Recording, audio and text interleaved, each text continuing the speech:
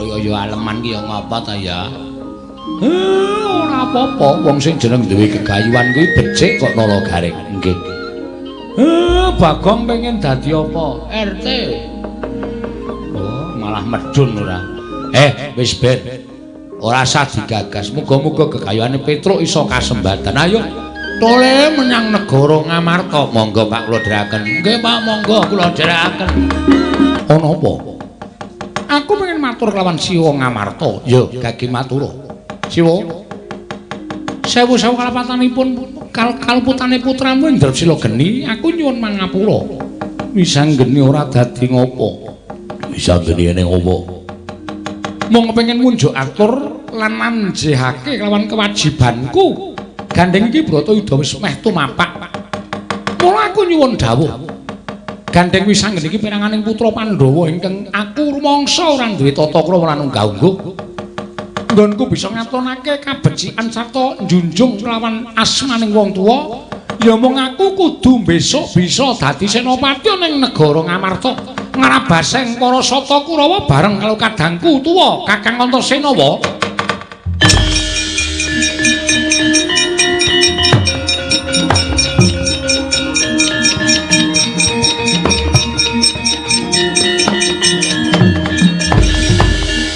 Wisanggeni. Napa-napa niku sak madya. Iya. Mboten perlu kekathan, mboten perlu kesithik-en. Nek kokean niku wong mangan niku urane 2 piring kok mangan 5 piring ya mesti muntah-muntah. Dadi gojek ya sak madya. Ora perlu kokean, nek kira-kira cukup ya wis. Bagus, bagus. Aku seneng. Kowe duwe penemu sing kaya ngono kuwi. Napa mawon niku nek kekathan sta bakale ora apik. Iya. Lah niki terus ajeng ngrembug menapa, Pak? Kowe karo aku lho nderekke ndaramu Pandhawa wis puluhan taun. Nganti dina iki aku wis entuk sasmita yen ndaramu Pandhawa bakal nyabrang perang gedhe ingkang winastan Bratayuda Jaya Binangun. Mula ora aneh nek akeh para putra, para punggawa Tamtama Senopati ngepadha rawuh ning negara Ngamarta. Niate mung kepengin ngatonake dharma bektine supaya tinuding dening para Pandhawa madeg Senopati. Apan kuwi ingkang dadi gegadanganing para satriya. Lah terus kaya awake dhewe iki minangka dadi panakawan. Awak dhewe iki minangka dadi batur. Monggo Pandhawa arep nglakoni perang ya kuwi Bratayuda. Nek miturut aku iki kowe karo aku ya ora kena padha menak-penakan. Ora kena padha sak kepenake dhewe ning bantu Ndara Pandhawa anut kabisane awake dhewe. Yen awake dhewe iki batur ya bantu piye supaya prajurit iki ora kekurangan sandang utawa pangan, ora kekurangan unjukan, butuhake unjukan sarta daharan, kowe karo aku ya wajib nyawisake. Mula sing jeneng menungsa kuwi gegayuhane mung manut karo kabisan, manut karo ngukur karo derajate dhewe-dhewe. Nek derajate kaya kowe karo aku ya wis apa anane bantu ya sak gaduking kabisane awake dhewe aja duwe kepinginan sing di luar. Tenan ora omongan kedawan ki terus kata-katane kentekane terus ming sak jabaning kabisane awake dhewe. Karepku ngono kuwi to, Le. Miyataneng kalanggiwan agar pandang moncar tinon ler kekonang sureng sorot tetan padang kasoran pacaring purnameng gegono dasari mongso katiga Petruk apa? Jane kula niku duwe impen. Impenmu apa? Impen kula mboten perkara kula menika turu terus nglakoni impen mboten. Sing kula aturke impen niku gegayuhan, Pak. Gegayuhan sing piye? Gandeng pendak-pendak Bapak prisa piyambak nek kula niku arep ming Panakawan ning kula duwe keprigelan olah kridane ngaprang. Wis mula wali kula menika ketemu karo Kurawa, kula ngakoni perang karo para Sata Kurawa, nyatane Petruk tekan semene iki ya slamet ya urip. Tegese Petruk niku ora ketang sithik duwe keprigelan ing babagan ulah kridane ngaprang. Lah terus kula kok duwe gegayuhan, Pak. Gegayuhan apa? Kula kok kepengin matur ngersani karo Punden Pandhawa. Kula kok kepengin sak ora-orane didadekke prajurit, sak ora-orane didadekke manggalaning prajurit. Utawa kula malah luwih diparingi pangkat. Syukur bagi nek Petruk niku iso ngukur karo ketrimaning urip. Kula pengin dadi senopati ngaturke labuh bektine awak kula dhateng punden-punden kula para Pandhawa, Pak. Marika ten prayitna semuriris. Semuriris seka balik titiyani Gandayani. Petruk lagi mingkem lho leh ku omong. Wong ki ngukur karo derajate, ngukur karo kabisane. Lah wong kowe iki ming batur, kowe iki ming Panakawan ya bener, kowe iki tau tate Bandayuda perang karo Kurawa. Tau tate tak kongkon kowe nemu alangan kudu adu atos sing balung uleting kulit karo Kurawa, pendak-pendak kowe iso menang. Ning iki Bratayuda ora sak lumahing wong perang. Apa kira-kira kowe iso lan iso dijagake upama entuk pangkat saka para Pandhawa, Pak? Napa salah nek kula iki gegayuhan sing luwih dhuwur?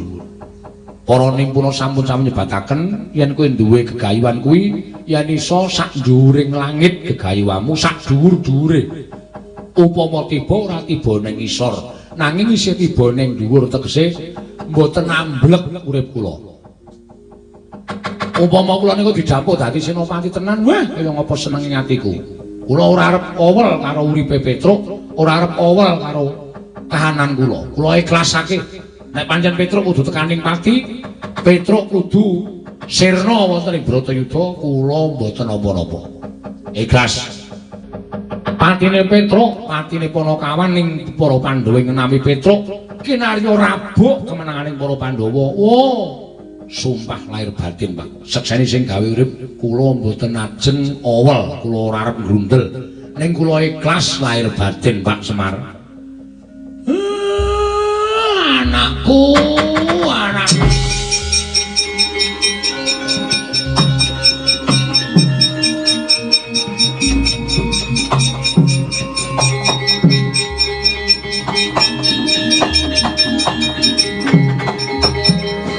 Ya, bapakmu mengestoni ning sing jeneng wong perang kuwi kudu duwe daya kekuatan. Mula sadurunge kowe suwang negara Ngamarta kowe tak tundung, Petruk. Lho, malah ditundung pripun? Golek ana pertapan sing aran pertapan Teja Kinurung kuwi kancaku. Pendhitane kuwi sumitraku ya dulurku. Jenenge Begawan Teja Sumirat. Kabeh gegayuhanmu aturna marang Begawan Teja Sumirat. Nek lumrah wis ngerti kekarepanku, kowe mesti bakal entuk pusaka pirang-pirang kena kinarya godhong ngono bakal nglamar dadi tamtama utawa dadi pengareping Bintara ning negara Ngamarta. Nyuwun pamit, Pak. Sing ati-ati aja kaya bocah cilik Panakawan. Semare koten prayitna semuriris.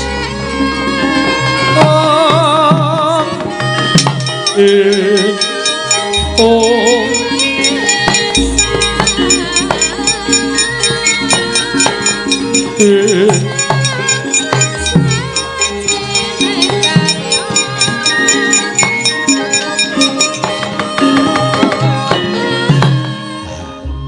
Petruk ya aleman ki ya ngapa ta ya? Ora apa-apa, wong sing jeneng duwe gegayuhan kuwi becik kok nala garing. Nggih. Bagong pengen dadi apa? RT. Oh, malah medun ora. Wis ben.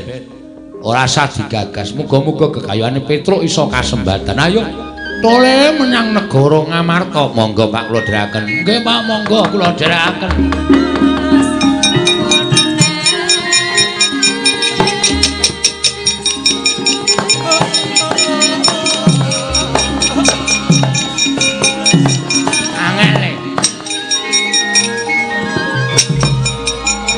Siji pincang siji joget angel.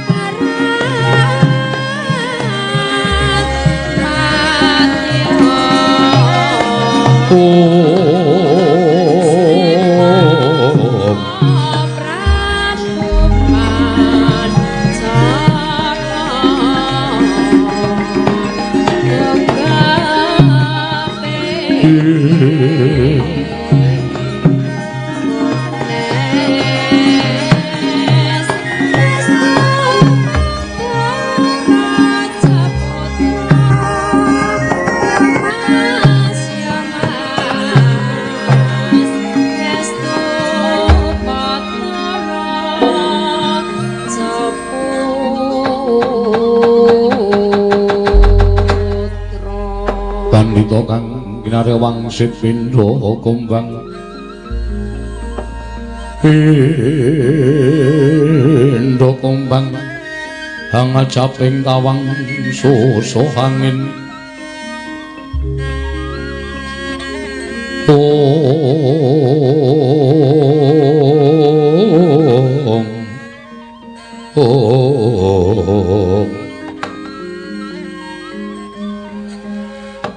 Mastu nama sidam sekaring bawana langgeng. Iki ana wujuding Panakawan prapta ning pertapan Teja Kinurung. Iki sapa? Nyuwun pangapunten Mremban. Sewu kalapatan Diagung Pangaksami kula namung maos wonten ing gepura ingkang mapan wonten ing sakjawining pertapan. Wonten seratan Jawi Kina ingkang tulisanipun Pertapan Teja Kinurung. Mila tumunten kula lajeng sowan Paduka Penemban menapa kepara saestu panjenengan menika ingkang peparab Begawan Teja Sumirat. Iya. Aku Begawan Teja Sumirat. Dene kowe sapa Kisana? Nyuwun pangapunten sowan kula dipun utus dening bapak kula. Lho, bapakmu sapa? Bapak kula naminipun Semar Badranaya. Ngendikanipun gadah rencang pandhita wonten ing Pertapan Teja Kinurung.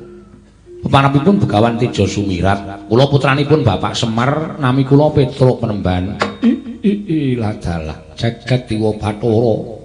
Kakang Semar ora lali aku kelawan kabecianing Kakang Nayantaka ingkang wis mataun-taun srawung kelawan aku Petruk. Ya senadyan arang-arang ketemu nanging tansah ngerti marang kahananing ruwang kuwi becik-becike wong ning jagat nggih. Matur sembah nuwun panjenengan sampun prisa. Iya. Kowe Petro inggih anake Semar. Iya kasinggihan mekaten. Bapakmu utusan lawan sira ana parigawe apa? Boten dipun utus nanging panjenengan kula menika dipun tundhung sowan wonten ing Pertapan Tejo Kinurung. Wigatosipun rak ngaten Mremban. Estunipun kula menika rak dados abdinipun Pandhawa menika sampun mataun-taun, puluhan taun mbok menawi wiwit Pandhawa menika alit ngantos sak mangke sampun sami sepuh. Para Pandhawa menika badhe nglampahi kodrating jagat ing winastan Bratayuda. Nggih menika perang ageng antawisipun Pandhawa lan Kurawa. Iya, aku wis ngerti lan wis krungu. Apan kuwi dadi tetandha pungkasaning jaman Pandhawa lan Kurawa. Nggih. Lah, kula niku rak ngimpi-impi. Pun pinten-pinten dinten niku kula pengen matur karo bapak ning kula golek wektu sing pas mergo bapak niku lambe atine ora iso dicekeli.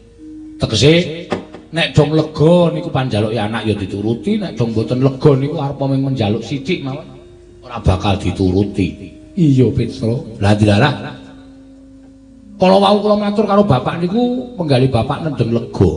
Dumunten kula nyuwun Pak, kula niku jane ora mung kepengin belani Pandhawa kanthi ngrumaosi kula menika jejering batur. Ning kok rasane kaya kepengin belani para Pandhawa luwih saka jejering batur. Mula kula tak matur karo para Pandhawa nek kula mbok menawa didadekke prajurit Tamtama utawi Bintara sakmangke kula nderek majeng perang saged nglabuh labet dhateng punden kula para Pandhawa. Terus bapakmu ngendika piye Petro? Bapakne ngendika apik kuwi. Ning tak jaluk sanguwa sing komplit. Aja kok kowe arep golek iwak mongko ora sangu jala. Kowe arep tuku sandangan mongko ora sangu dhuwit. Mengko ndak kewirangan. Kowe arep maju perang ya kudu sangu jaya kawijayan. Lah kersane bapak sowana nang kancaku Begawan Tejo Sumirat nang Pertapan Tejo Kinurung. Nyuwuna daya piandel saka Begawan Tejo Sumirat supaya kowe diparingi daya piandel nek upama kowe ditampa minangka dadi prajurit negara Ngastina utawa luwih-luwih syukur bagi ketrima uripmu ditampa dadi senopati. Kowe wis sangu komplit gone bakal maju ning pabarakan Petro ngaten menika ndene Bapak. Gunjang kanjing langit kelap-lapaton. Lir kincanging risang mawe gandrung. Oh Mas Nomo sidam skaring bawana langgeng. Kakang Semarya. Petro apa kang dadi aturmu wis ndak tampa? Mula gandeng kowe kuwi asale saka Panakawan lan kowe kepengin dadi prajurit ana ing negara Ngamarta. Ndak udaneni apa kang dadi penjaluke bapakmu lumantar sira Petro. Tak paringi pusaka. Celu cacahe siji wujud pusaka gobang aran Kyai Tundung Nyawa. Angka 2 kantong pangan ingkang aran Nyai Boga Sarana. Tegese lamun kowe dadi pangareping prajurit yen prajuritmu padha luwih ora usah dadak kowe olah-olah cukup Kyai Boga Sarana mau mbok watek bakal iso nganakake dedaharan kanggo para prajurit. Nggih dene ngangka 3 budalmu marang Praja Ngamarta ndak kanteni prajurit pujan saka Begawan Tejo Sumirat 1000 cacahing padha mbiyantu Petro. Matur sembah nuwun tanpa pepindhan Mremban. Lajeng samangke monggo ratri maringaken sampurnane ulun paringake kelawan jeneng para Petro budal marang negara Ngamarta. Nggih ngestakaken dawuh Mremban nyuwun pamit sing ati-ati aja kaya bocah cilik Panakawan. Petro kantong bolong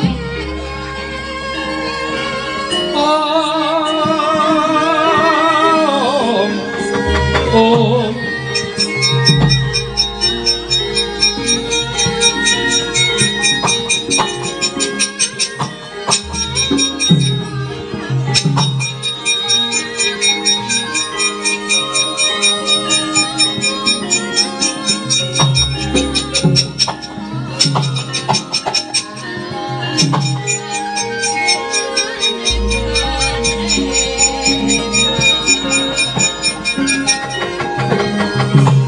panggrayatane Kyai Semar Badranaya cetha ora supe karo kahananku ora lali marang kananing Begawan Tejo Sumirat. Ya tak bali marang asal mula bukane Gandeng wis bisa nyangoni pusaka kelawan Punakawan Petruk. Bali marang asal mula bukaku lan bali marang asal kahananku.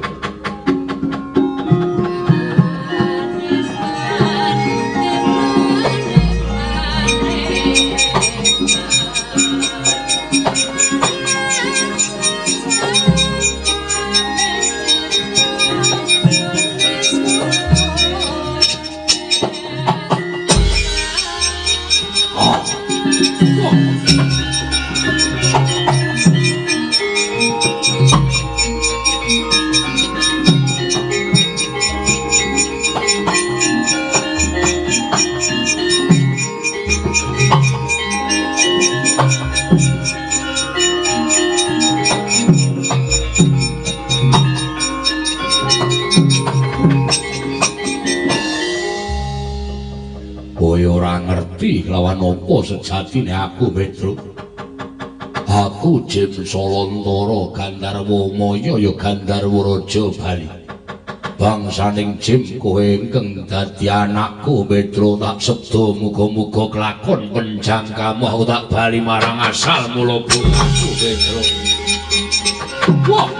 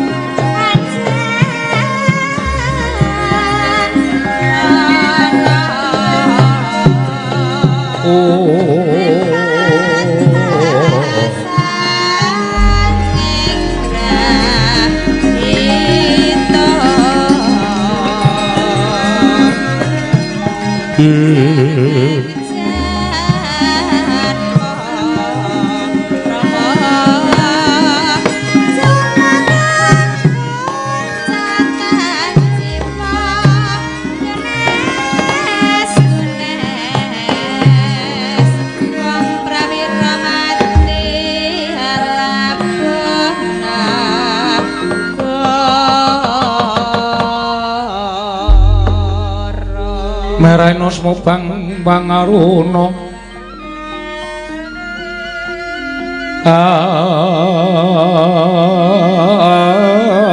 dinetraning Tukorapo sataning kokila ring kanikara sakater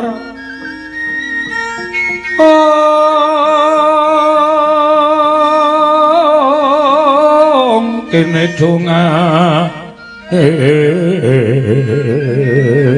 engkong lir wosing ene panco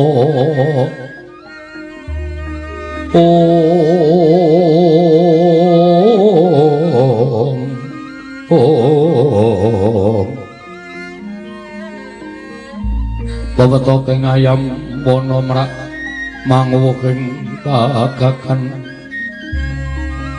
Koko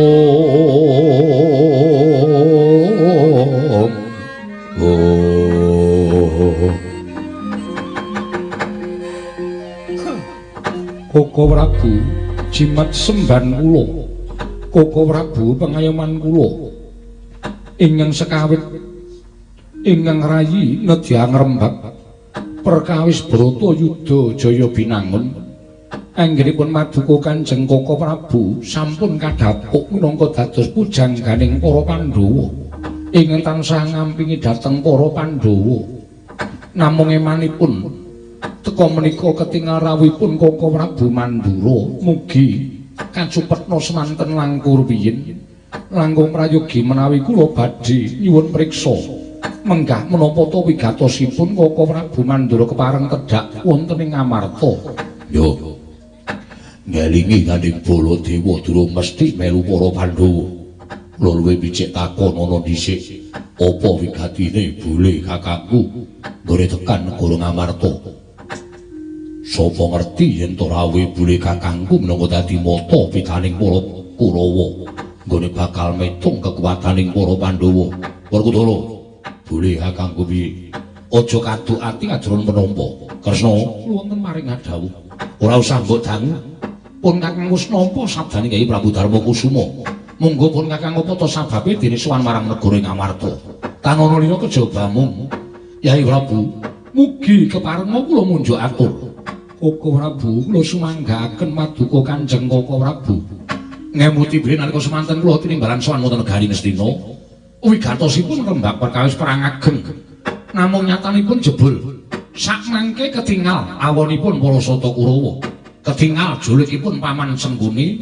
Tuwin angkara murkanipun Bapa Durna ingkang boten nilar dhateng watak candalanipun Kyai Prabu Duryudana. Wekasan dinten sakmangke sampun sami tata-tata nedya gecak perang negari Ngamarta ngrumiyini tumapaking perang ageng Bratayuda nggih mangsa gelak wanci. Mila sampun ngantos sakmangke para Pandhawa karepotan kula suwun kanthi sanget tata-tata samating gati sawigaing diri sak mangsa-mangsa Kurawa prapteng negari Ngamarta yayi.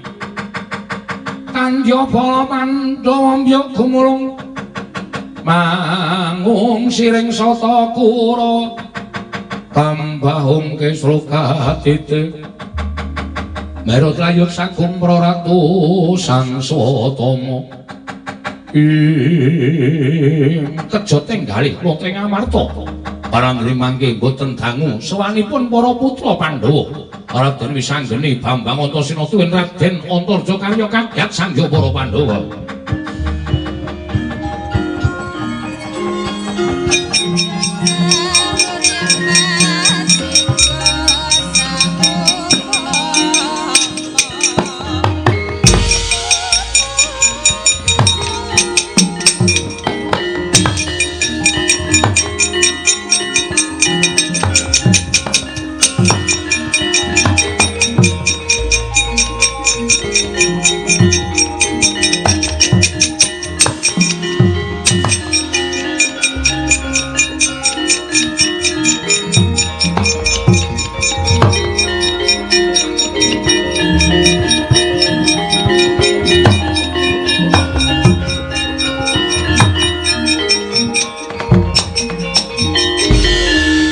Wisanggeni sowan mangka tanpa tinimbalan.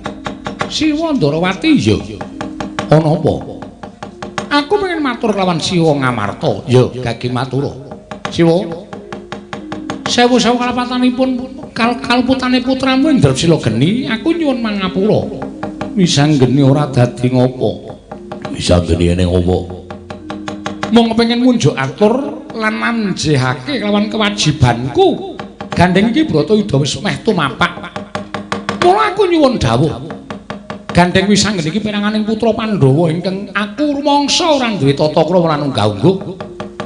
Nggonku bisa ngatonake kabecikan sarta njunjung lawan asmaning wong tuwa, ya mung aku kudu besok bisa dadi senopati ning negara Ngamarta. Ngrabaseng para Sata Kurawa bareng karo kadangku tuwa Kakang Antasena wa.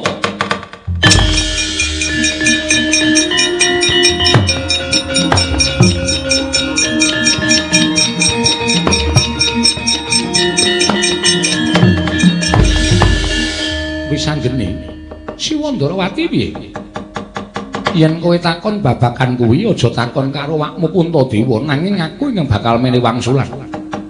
Siwa Ngamarta Siwa Ndrawati pengendikane bakal tak pundi dadekake jimat syukur. Kowe tak kandhani ya nggih. Yen kowe anakku wis anggene karo Antasena maju ning paperangan ora nganti telung kedheping paningal Kurawa ludes keles tanpa sisa tegese Bratayuda mengko Pandhawa ingkang ngukup kemenangan kuwi ingkang tak karepake nanging ora padha karo kodrating dewa. Kang mangkono sira kulup mung bakal gawe wiranging para Jawata. Lah terus kananku sesuk piye? Sesuk ana lakone Dewi. Wis anggelan Antasena cinipta ana ing jagat pancen wis kinudrat dening panguwasaning Hyang Asih Prana. Ana mungsuh ing kudu mbok sirnakake. Mungsuh kuwi kudu gak sirnakake sapa? Bareng karo kadangmu tuwa ing Randu Gombala ya si Antasena. Sesuk wis anggene bakal mateni Betari Durga lan Bathara Kala sadurunge tumapak perang Bratayuda. Kanthi cara mengkono Pandhawa ora ana ing bakal nggiri godhong ning lakoni perang gedhe Bratayuda. Ngono apa? Iya. Antasena ya ngono. Ya, kadhi aku mengkari manut. Kanthi mbok lakoni kewajibanmu nganti tuntas iku wis dadi pratandha lamun wis anggelan Antasena wis labuh kan para Pandhawa. Yen to kowe ora gelem leksanane kewajibanmu, ateges kowe weya marang sesanggemaning para Pandhawa tumrap atmajane ngaran wis anggelan Antasena, padha karo kowe nyelaki dawuh wong tuwa kang mangkono sira ora bakal kelakon junjung lawan asmaning wong tuwa.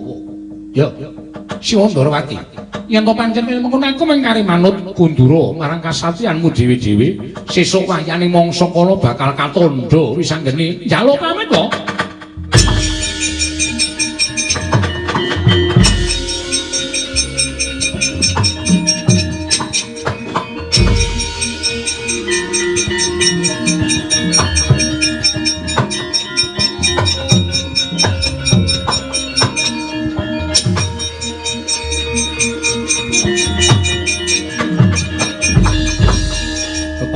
Jumadun dawuh ora bulajeng kawontenanipun ingkang putra Punantarja kados pundi ngemuti bilih kula menika ora ditebi papan kula kalian para Pandhawa tartemtu boten saged caket kalian putra-putra sanesipun Antarja wonten timbalan.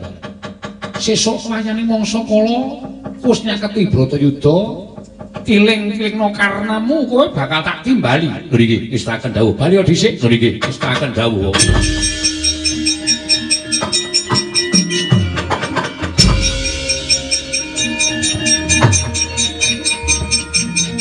Kula nuwun sinuwun.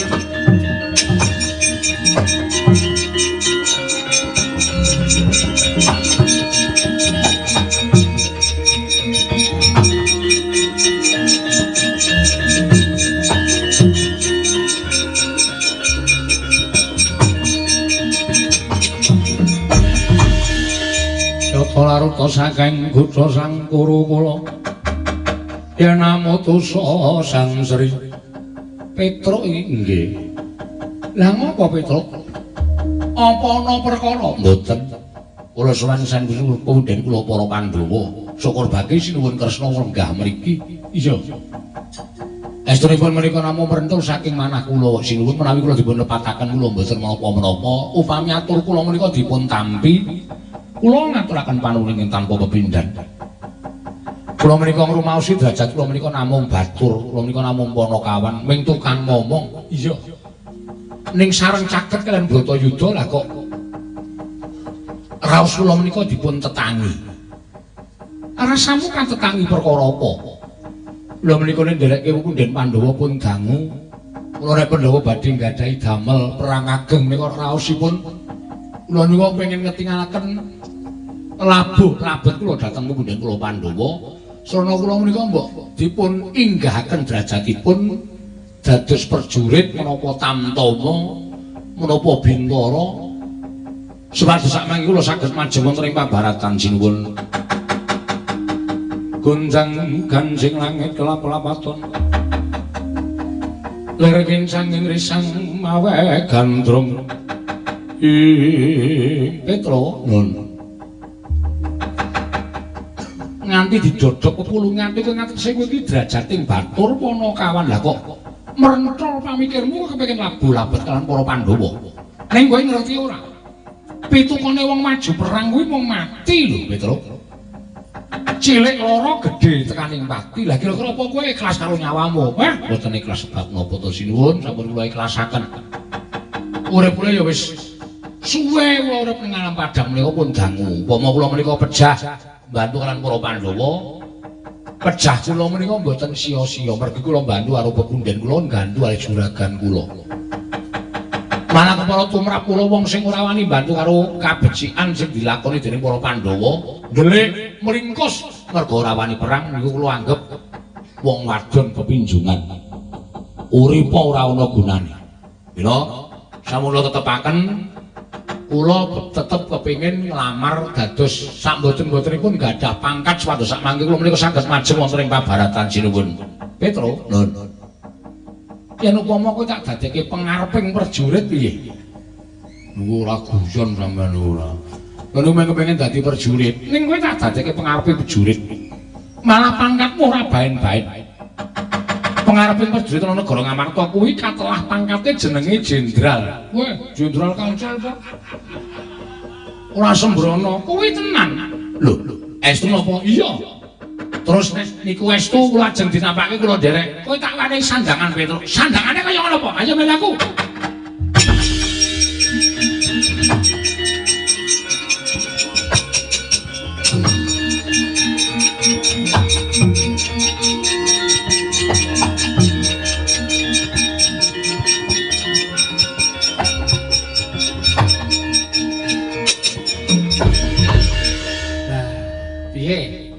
Niki sampean niku mboten guyon to sinuwun ora. Kuwi tenanan. Kowe tak wenehi pangkat jenderal, jenenge Jenderal Kantong Bolong. Wah, Petruk gleleng. Jenderal lele. Lek dengkul mlosot kuwi yo lali aku. Sinuwun Mandura ya nek kele ora. Wis ya, kowe dadi pangareping prajurit. Aranmu Jenderal Kantong Bolong. Nggih, matur sembah nuwun. Kula ingkang sowan sinuwun.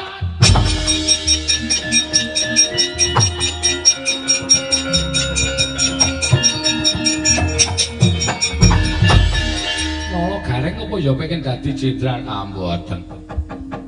Pun kula tak isah-isah mawon teng mburi. Malah ngrekoso dadi prajurit ketembak malah mudyan. Eneng apa kula gareng? Wah, kula wau jagi wonten tepis wining negari Ngamarta. Mboten kanthi kanyono-nyono. Jebul wonten satunggiling Nalendra Yaksa ingkang ngamuk punggung Suratamta Nirbaya Nirwikara. Saking negari nggawa penatas namung Prabu Naga Yaksa ingkang nguwuh-uwuh angget saprang negari Ngamarta miwiti Bratayuda utusanipun Prabu Duryudana. Wah, udah.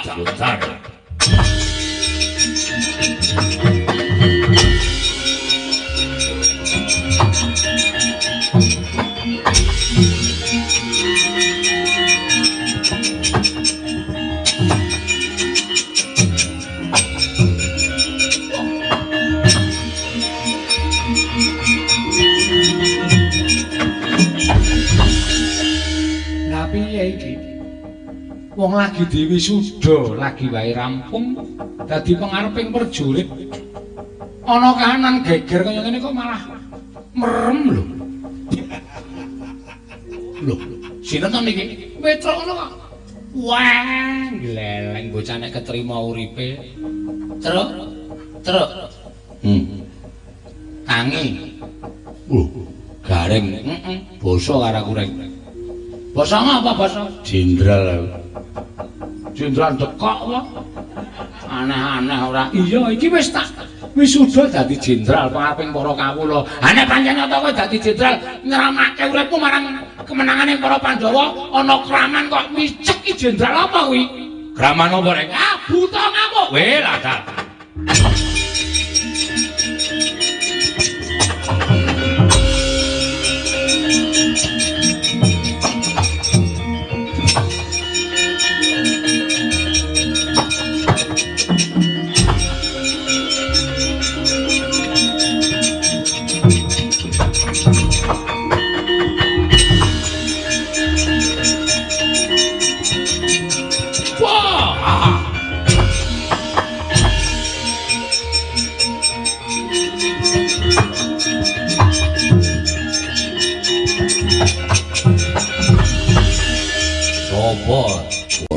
Narendra wis apa? Narendra kuwi penatas Prabu Nagayaksa. Loro perang ning negara Ngamarta dawuh timbalaning Prabu Duryudana. Nggih mangsa gelak wanci Bratayudaya endi Pandhawa kokope getihe.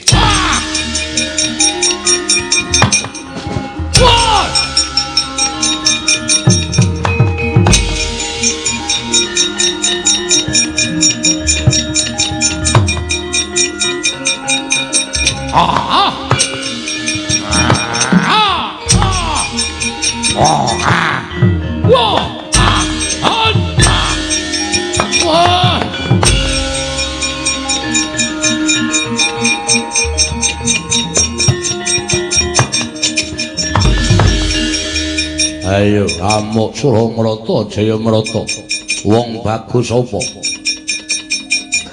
Raden Janaka wis apa Nagayaksa utusaning Prabu Duryudana sumitraning Ratu Ngastina bedah Ngamarta ngukup kemenangan Prabu Duryudana.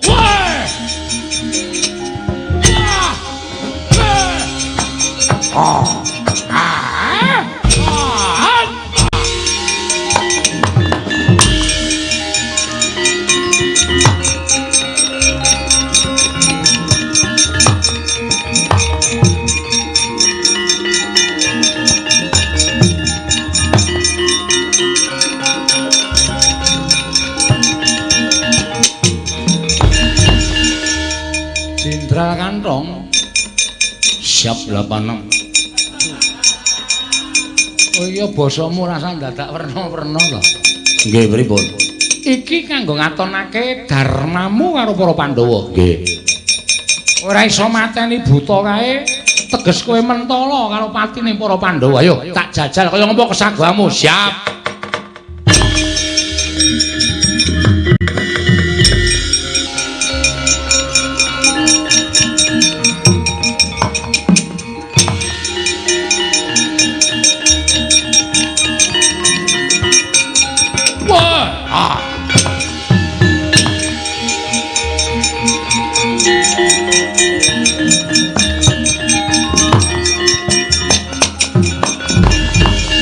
Sapa iki? Pengareping prajurit Ngamarta, aku Jenderal Kantong Bolong. Wah, lah jenenge kaya gethuk dengkulmu locot. Ayo. Petruk ning dadi pengareping para prajurit. Wah, kowe wing para kawan minggat to. Kowe sing minggat, wah, jaglak limpamu dupak sepatu.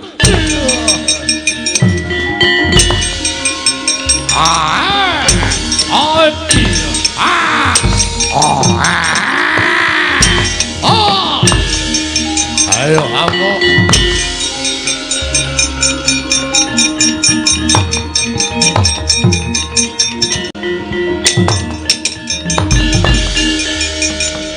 aja pamer kowe wani Kumunasara karo Petruk ketiban Gobang Kyai Tundung Nyawa ora sirna Margalayu aja dundang Panakawan Petruk parat.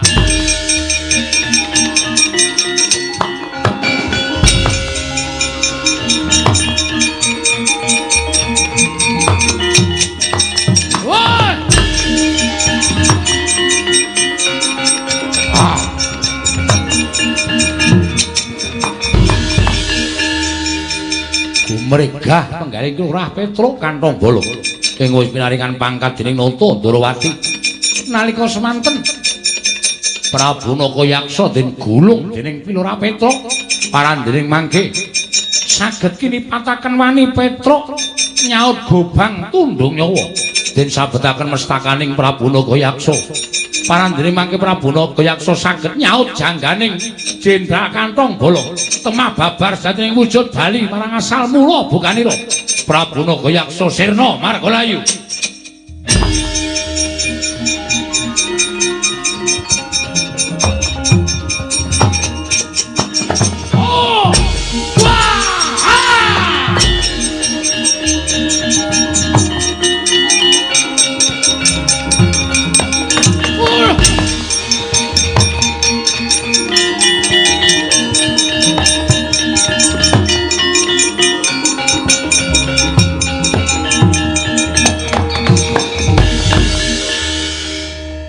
nyandangi kula ming sulapan to.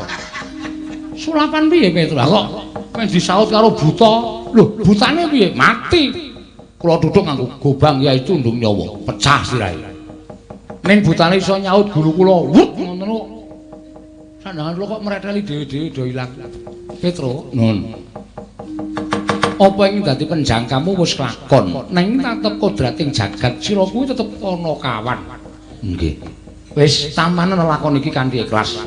Ning saora-orane wis tau ngicipi dadi tam-tamaning prajurit, tau ngicipi dadi pangareping prajurit. Petro, ora usah dadak kowe matur. Sesuk kowe mesti iso labuh karo para Pandhawa, anut marang kekuatanmu lan anut karo kodratmu, Petro. Nggih. Trima ya. Nggih, matur nuwun, pun kula trima, Ndara.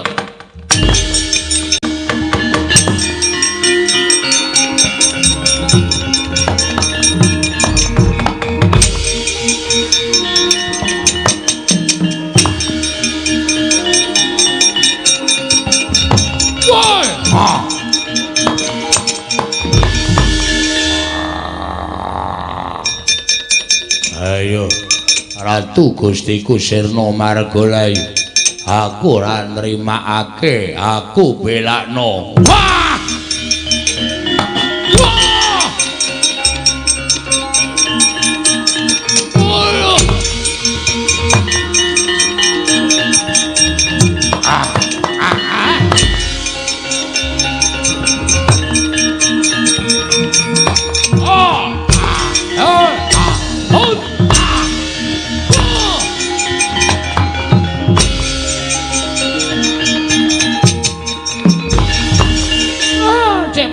Pripun? Mumpung gegeran. Ana tetembungan sinambi nyilem ngombe banyu. Napa niku? Sambil menyelam minum air. Niku sinambi nyilem ngombe banyu. Sepisan didayung loro pulo diselip. Wow. Satu kali dayung, 20 terlampaui. Carane mumpung gegeran ayo padha nrabung Dewati. Monggo Kakang Durna kula dherekaken.